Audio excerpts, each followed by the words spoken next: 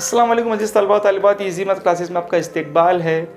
उम्मीद है easy math classes YouTube channel पे बनाए गए तालीमी वीडियो, एजुकेशनल वीडियो आपको पसंद आ रहे होंगे और आपने हमारा चैनल सब्सक्राइब भी कर लिया होगा। अगर नहीं किया है तो अभी सब्सक्राइब ज़रूर कर ले और साथ ही साथ इस वीडियो को अपने दोस्तों के साथ में, अपने स्टूडेंट के साथ में भी शेयर करें ताकि उन्हें भी इस वीडियो का फ़ायदा हासिल हो।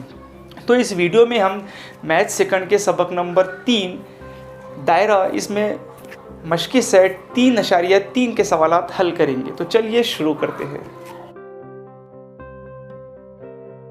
मश्की सेट 3.3 सवाल नंबर पहला, शक्ल में सी मरकज़ वाले दायरे पर जी, डी, ई और एफ नुकात वाक़ है। यहाँ पर एक दायरा है जिसमें मरकज़ है सी और इस दायरे पर डी, ई, एफ, जी ये नुकात वाक़ है। ज़ाविया ई सी एफ़ की पैमाइश 70 दर्जे है, यानी ज़ाविया ई सी एफ़ ये जो पैमाइश है वो 70 दर्जे है। और cos D G F, cos D G F ये जो कॉस है इसकी पैमाइश है 200 दर्जे हो। तो कॉस डी ई यानी ये जो कॉस डी ई है और कॉस डी ई एफ़ यानी यहाँ से कॉस डी ई एफ़ की पैमाइश मालूम कीजिए। तो बड़ा ही आसान ये सवाल है, चलिए देखते हैं कैसे है इसका सॉल्यूशन।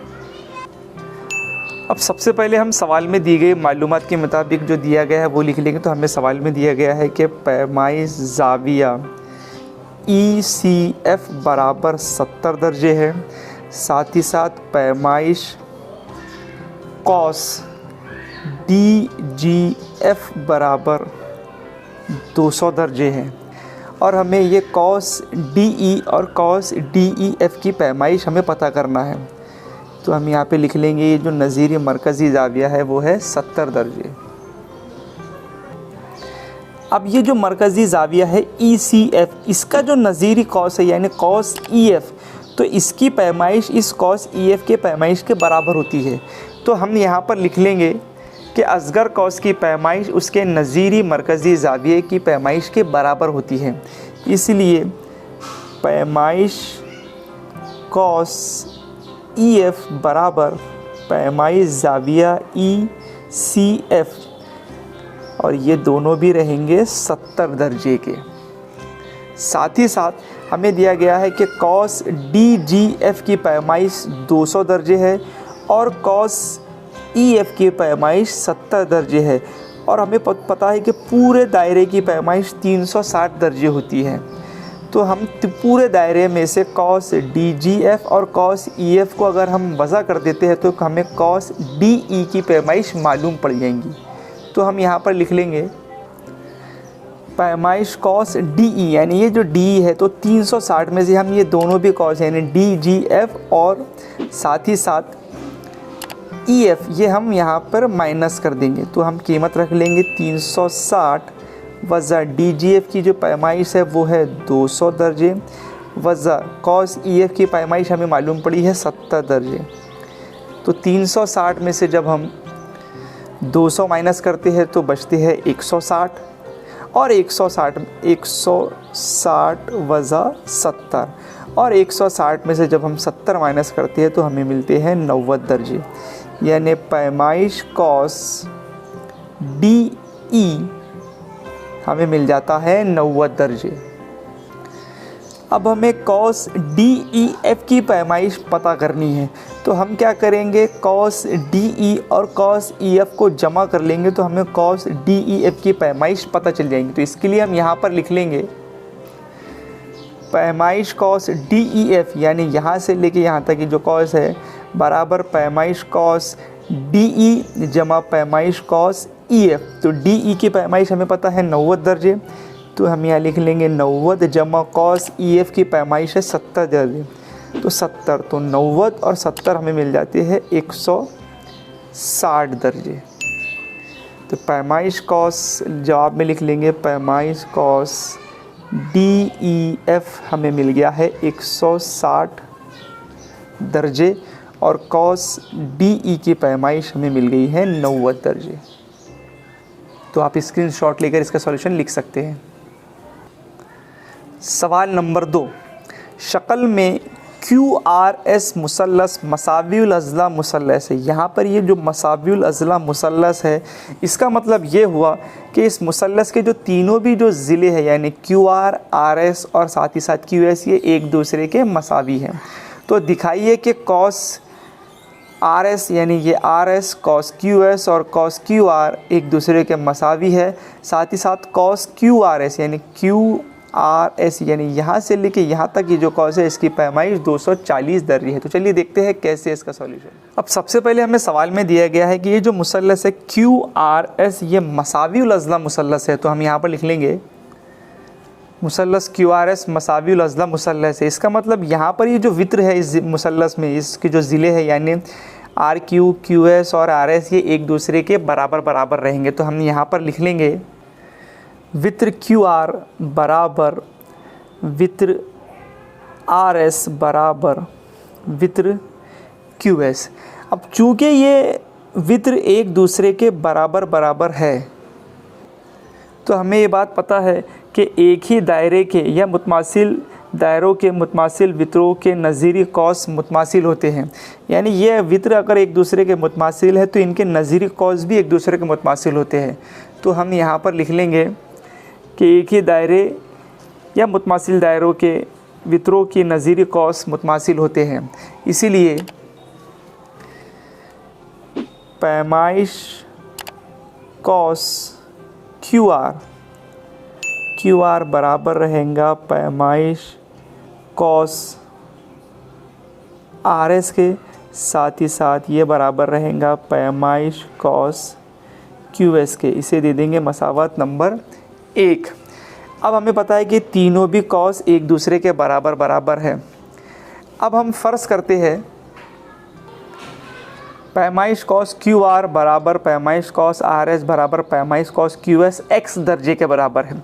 साथ ही साथ हमें पता है कि इस पूरे दायरे के पैमाइश होती है 360 दर्जे। जब हम इन तीनों को जमा करेंगे तो हमें 360 मिल जाएंगे। तो इसलिए हम यहाँ पर लिख लेंगे कि पैमाइश कॉस क्यू आर जमा पैमाइश कॉस आर एस जमा पैमाइश कॉस क्यू एस बराबर 360 दर्जे।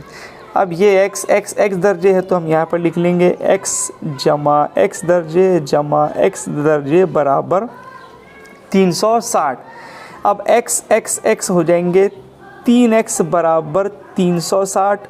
तो x बराबर हमें मिल जाएगा 360 बटे 3। तो x दर्जे हमें मिल जाएगा 120। मतलब कि तीनों भी जो कॉस है उनकी पैमाइश हर एक की 120 दर्जे है इस कंडीशन के मुताबिक। अब हमें सवाल में ये साबित करना था कि पैमाइश कॉस क्यू आर एस यानी ये जो क्यू आर एस यहाँ से लेके यहाँ तक ये जो कॉस है वो 240 दर्जे का है। तो हम यहाँ पर लिख लेंगे पैमाइश कॉस क्यू आर एस यानी जो क्यू आर एस है इसकी पैमाइश है कॉस क्यू आर और कॉस आर एस के पैमाइशों के मजमूए के बराबर रहेंगी।